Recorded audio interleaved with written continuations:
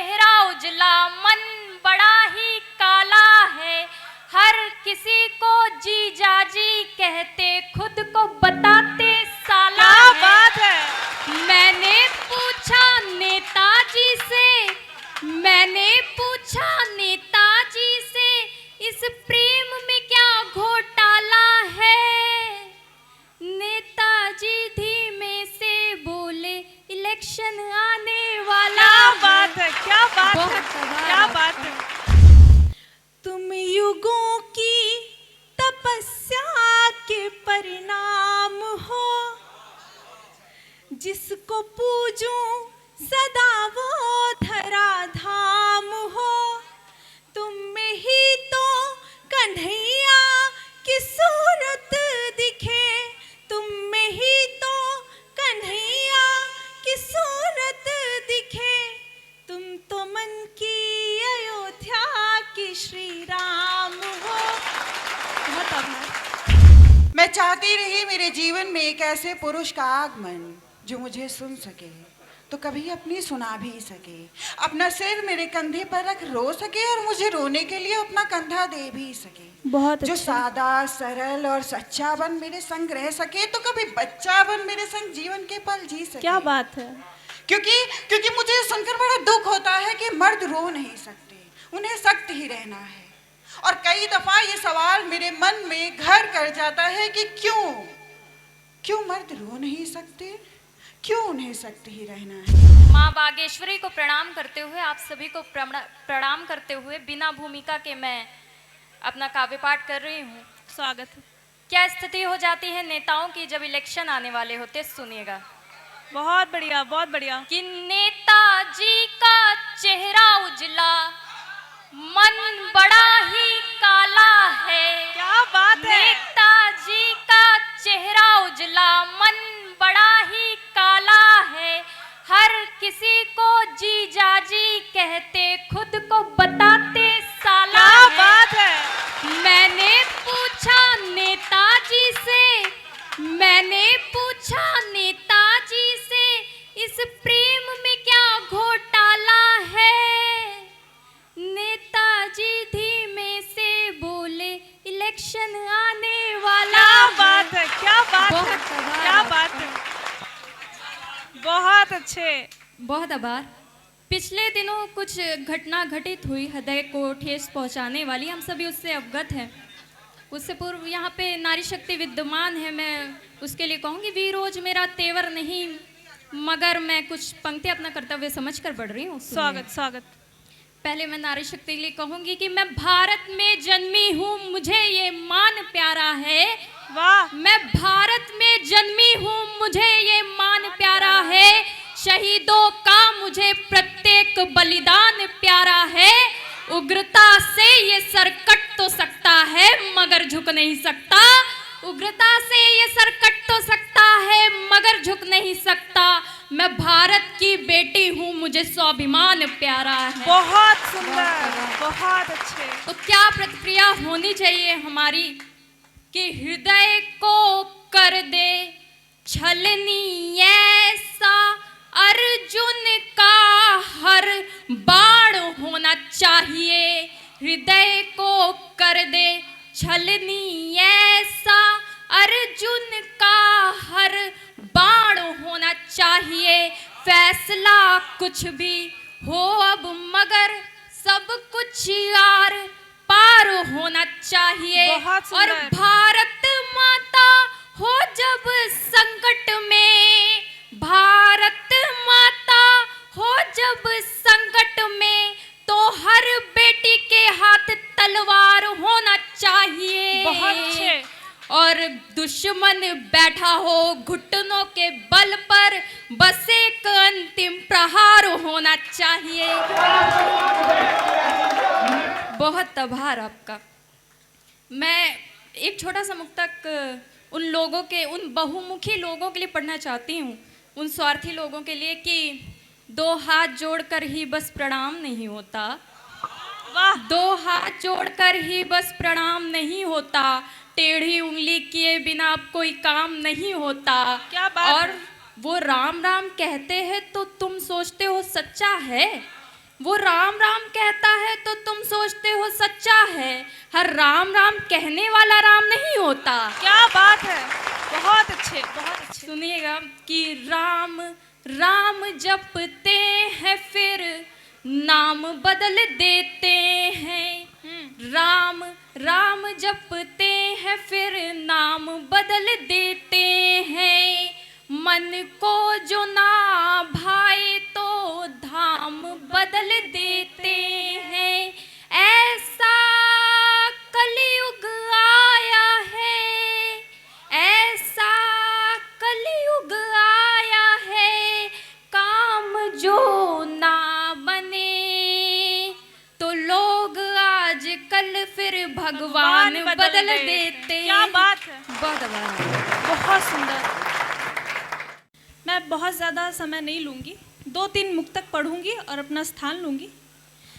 सबसे पहले मैं, चूँकि अभी यहाँ पर पुरुषों की बात हो रही थी कि पुरुषों को भी रोना चाहिए, मर्द रो क्यों नहीं सकते, ठीक है मैं समझ गई, लेकिन मैं पुरुषों से एक निवेदन करूँगी, कुछ पत्नियों की तरफ से, प्रेमिकाओं की तरफ से एक मुक्तक के माध्यम से सुने। क्या चाहिए होता है एक महिला को?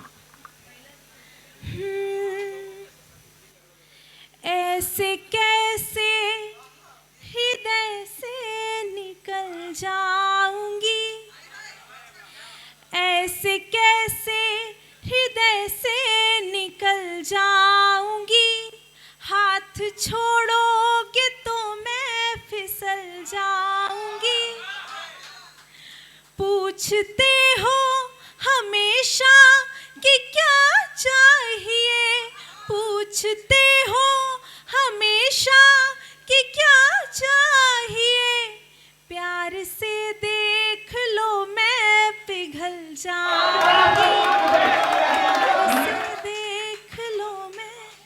बहुत आभार। और युवाओं के लिए एक मुक्तक। कोई जिद भी नहीं के यही चाहिए, बच्ची क्या निवेदन करती है पिता से, कोई जिद भी नहीं के यही चाहिए, राजा महलों का मुझको नहीं चाहिए, एक विनती मेरी मेरे बाबुल सुनो, एक विनती मेरी मेरे बाबुल सुनो, मुझको रोने न दे बस वही चाहिए, मुझको रोने न दे बस वही चाहिए। बहुत आभार, बहुत आभार। श्रृंगार जब प्रगाढ़ हो जाता है तो कैसा हो जाता है कि अपने ही प्रियतम में, अपनी ही प्रियतमा में आराध्य के दर्शन होने लगते हैं। मैं मुक्तक रखती हूँ। तुम युगों की तपस्या के परिणाम हो, जिसको पूजूं सदा वो धरा धाम हो, तुम में ही तो कन्हैया की सूरत दिखे, तुम में ही तो कन्हैया की सूरत दिखे, तुम तो मन की अयोध्या की श्री राम हो। बहुत आभार, तुम तो मन की, बहुत आभार, बहुत आभार। अब एक अंतिम मुक्तक रखती हूँ, फिर अपना स्थान लूंगी, क्योंकि हमें अगले सत्र का भी काव्य पाठ सुनना है। जो युवा बहनें, युवा भाई बैठे हुए हैं, वो काफ़ी संबंध रख पाएंगे। मैं मुक्तक रखती हूँ। एक युगल को मिलाया नहीं जा सका, भूल कर भी मिलाया नहीं जा सका, जाति एक दूसरे की अलग थी तभी, जाति एक दूसरे की अलग थी तभी, कुंडली को मिलाया नहीं जा सका। बहुत आभार, बहुत आभार। कुंडली को मिलाया नहीं जा सका। बहुत आभार। ये जो मैं कविता कहूँगी, ये उन औरतों की कहानी है जो अपनी ज़िंदगी में लड़ती आ रही हैं, वो जीना चाहती हैं और अपनी बात रखना चाहती हैं। तो शुरू करती हूँ कि स्वागत। क्यों मर दिया जाता है सारा दर्द औरतों के सिर पर, एक पोटली में बांध दी जाती है उनकी सारी पीड़ाओं को, उनकी उंगलियों में थमा दिया जाता है सान, हाथों में थमाया जाता है बेलन, जिससे बना सके वो सज्जनों के लिए रोटी। पल्लू से ढक दिया जाता है उनका चेहरा और खींच दी जाती है चौखट पर एक रेखा और तय किया जाता है उससे उनका चरित्र। और औरतें पोटली को संग लेकर एहसानों को उंगलियों पर गिनते जाती हैं और सज्जनों के लिए रोटी बनाती जाती हैं। और वो सज्जन जो चाव से खाते हैं रोटी, उन्हें याद नहीं रहती अपनी अंगोछी, उन्हें याद नहीं रहता औरतों के हाथों का बेलन जहाँ रह सकती है कलम, रच सकती है इतिहास।